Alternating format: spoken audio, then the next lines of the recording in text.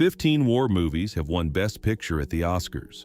The first one nearly killed its actors filming real aerial combat. Another one was banned by an actual dictator. This is every single one. The first Academy Award ceremony happened in 1929, and the first Best Picture winner was Wings. This was 1928 silent film era, and they made a World War I movie with aerial combat footage that still holds up today. The story follows two aviators during the war, and there's this tragic mistaken identity thing that happens in combat. But what people really came for was the flying. They shot actual planes doing actual stunts, and audiences had never seen anything like it. This was one of the last massive hits of the silent era before sound took over everything. 2 years later, another World War I film won Best Picture. But All Quiet on the Western Front was the complete opposite of Wings in tone. It was based on Erich Maria Remarque's novel and told the story from the perspective of a German soldier. Not the heroes, not the Americans or the British, the other side. And it didn't glorify anything. It just showed how horrible trench warfare was. The movie was so effective at portraying the horrors of World War I that when the Nazis came to power a few years later, they banned it. They didn't want Germans seeing war portrayed that way. Jump forward to 1942. The United States had been in World War II for about a year at this point, but not everyone back home was fully committed to the war effort even after Pearl Harbor. Mrs. Miniver came out and changed that. The film follows an English family dealing with the war. Not soldiers on the front lines, but regular civilians getting bombed at home, dealing with the reality of war literally coming to their doorstep. Americans had never experienced that. Pearl Harbor was a military base, but the continental U.S. never faced the kind of sustained bombing that Britain did. Mrs. Miniver showed American audiences what their allies were going through, and it worked. The film helped create what people later called the special relationship between the U.S. and the U.K. that lasted for decades after the war ended. The next year, Casablanca won Best Picture. And technically, World War II is just in the background here. It's really a love story between Rick and Ilsa in Morocco. Except it's not really about the love story at all. The romance is there, but what the movie's actually asking is this. When evil is taking over the world, what are you going to do about it? Are you going to stay neutral like Rick wants to? Are you going to collaborate? Or are you going to pick a side and fight? The world was processing what the Nazis were doing and starting to think about what happens after the war. How do you deal with people who collaborated? How do you hold on to your principles when everything's falling apart? Casablanca used this romantic triangle to work through those questions.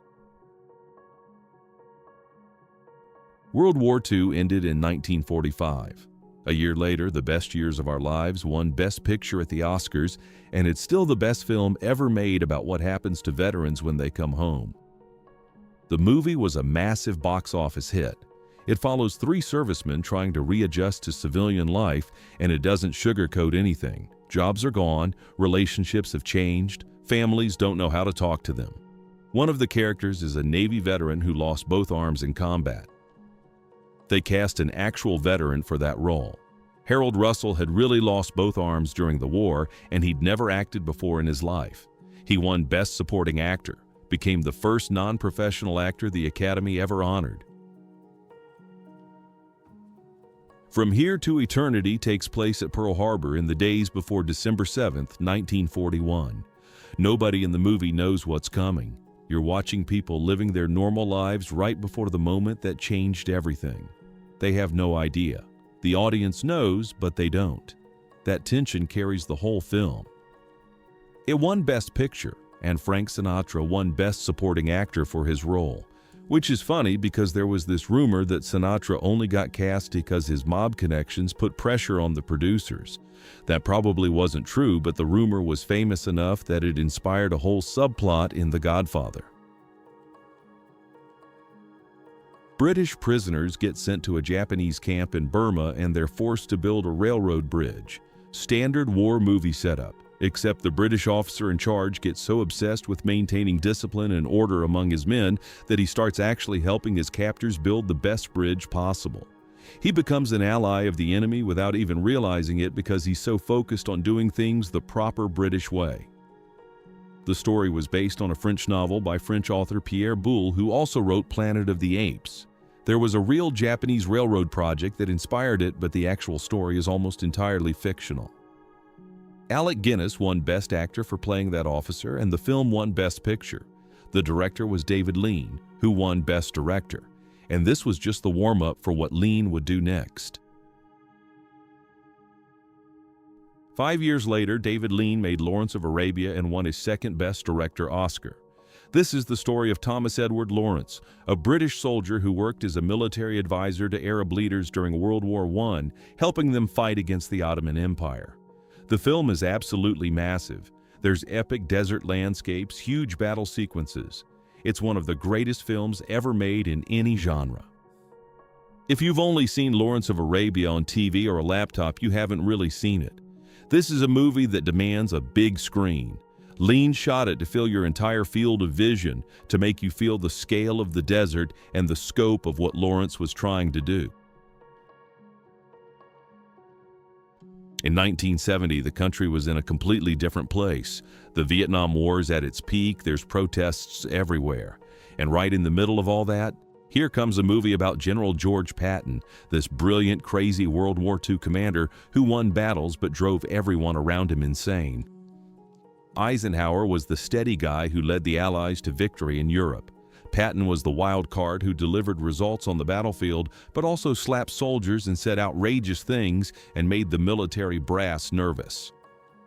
The movie came out when people were deeply divided about Vietnam, and Patton reminded audiences of a time when war seemed clear-cut. It won Best Picture in a year when the country desperately wanted to remember what a good war felt like. The Deer Hunter follows young guys from a Pennsylvania steel town who go to Vietnam, and it shows the confusion and the trauma and what happens when they come back. There's these scenes where soldiers are forced to play Russian roulette with a handgun. Is that 100% factual? Probably not, but the movie captured something true about the psychological damage of that war.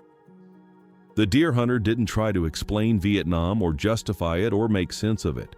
It just showed what the war did to regular people who got sent there and how some of them never really came home even when they physically made it back. That was a hard thing for audiences to watch in 1978, but the Academy gave it Best Picture anyway. 8 years after that, Platoon won Best Picture, and this one was personal. Oliver Stone had actually served in Vietnam as an infantryman. He wrote the screenplay based on his own experiences, and he said he made the movie because he hated John Wayne's The Green Berets from 1968. That film tried to make Vietnam look heroic and noble, and Stone thought that was garbage. Platoon shows the war as morally complicated. There's this fantasy that every enlisted soldier has had at some point. What if you could just frag an incompetent officer who's getting people killed? The movie actually shows that moment happening. But when it happens, there's not nearly as much satisfaction as you'd expect. It's just ugly and sad and doesn't fix anything. That's the whole point. There are no clean answers in that war. Stone won Best Director that year. Funny thing is, he was also nominated for Best Screenplay for another film he wrote called Salvador, so he was competing against himself. 7 years later, Steven Spielberg made Schindler's List and won Best Picture for confronting the Holocaust head-on. The film tells the story of Oskar Schindler, who was a German manufacturer and a Nazi Party member. But he had a change of heart during the war and spent his entire fortune helping Polish Jews escape being sent to concentration camps. What makes the film work is that it doesn't show you everything. It portrays the horror of what the Nazis did without putting the worst of it on screen. You know what's happening to people who don't make it onto Schindler's List. And even if they don't show you the daily torture of the camps, the movie stays with you. Mel Gibson made a movie about a 13th century Scottish warrior named William Wallace who leads a rebellion against the English king. Gibson starred in it and directed it, and the whole thing is basically about one man inspiring an entire country to fight for freedom. The movie's historically inaccurate in about 100 different ways, but nobody cared. People loved it, and the Academy gave it Best Picture and Best Director. Braveheart brought old-school war films back to the Oscars in a big way. It proved you could still make a traditional, rousing war epic and win. The very next year, another war film won Best Picture, but The English Patient was about as far from Braveheart as you could get. This is a World War II film that takes place mostly in a burn ward. A dying soldier tells a nurse and an intelligence officer about his life before the war, specifically his love affair with a married woman in Egypt. The affair ended badly. His plane got shot down by German anti-aircraft fire, and now he's lying there burned and dying while telling the story. The character shares the name of a real Hungarian aristocrat and soldier, but the story itself is entirely fictional. It's a romance that happens to take place during wartime, and the Academy loved it. The English Patient won 9 Oscars that year. 13 years later, The Hurt Locker became the first film directed by a woman to win Best Picture. Kathryn Bigelow made a movie about bomb disposal techs in Iraq, and it's tense from start to finish. The whole film is basically watching these guys try to defuse bombs while knowing any second could be their last. Writer Mark Boal and Bigelow used the Iraq War to make an action movie that keeps you on edge the entire time. It worked! The film won 6 Oscars, including Best Picture and Best Director. But here's the thing. If you buy a beer for an explosive ordnance disposal veteran and bring up The Hurt Locker, you're going to hear about every technical error in the movie. Veterans absolutely hated it. The tactics were wrong, the procedures were wrong, the way the characters acted was wrong. One Iraq vet wrote that he considered the film a complete sign of disrespect to soldiers who served in EOD.